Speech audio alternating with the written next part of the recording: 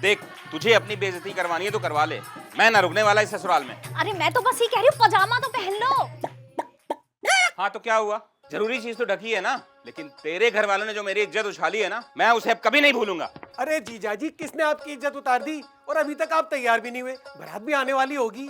अब बारात आ रही है तो आए, लेकिन इस घर का दामाद अब जा रहा है, क्योंकि तुमने दो दामादों के बीच में फर्क किया है, फर्क। दो दामाद? अरे जीजाजी, इस घर के इकलौते दामाद आप हो। आज ही आज हूँ, कल से गाजियाबाद हूँ, क्योंकि शादी के बाद इस घर के दो दामाद हो जाएंगे। अरे तुम बात बताओगे, हुआ क्या है? शुरू से बताता हूँ। जब इस घर में तुम्हारी बहन को देखने आया था तो तुमने क्या दिया था नाश्ते में?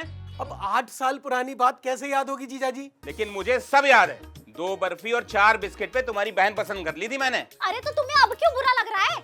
अरे बुरा तो मुझे तब लगा जब मैंने फोटो देखी। इन लोगों ने लड़के वालों को 5 तरह की मिठाई और 3 तरह की नमकीन खिलाई थी। अरे जीजाजी, मैं आपको अभी 11 तरह की मिठाई खिलवा दूंगा, क्यों परेशान हो रहे हो आप? अरे तुम क्या खिलाओगे?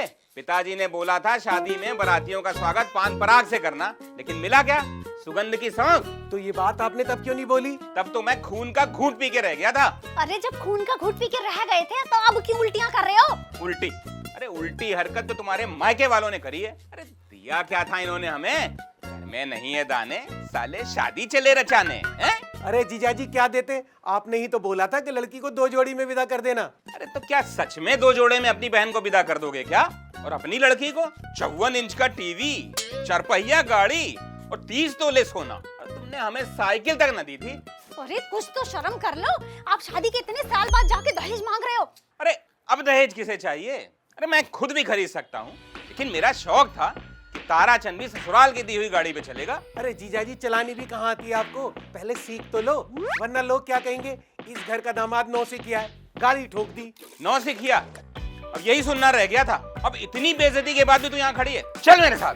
अरे जीजाजी, कहाँ जा रहे हो? कार्ड पे भी आपका नाम दिया हुआ है, लड़के वालों को क्या जवाब दूंगा मैं? ये सही याद दिलाया साले साहब तुमने हमको, हैं? मेरी शादी के तो कार्ड में भी कंजूसी कर ली थी तुमने।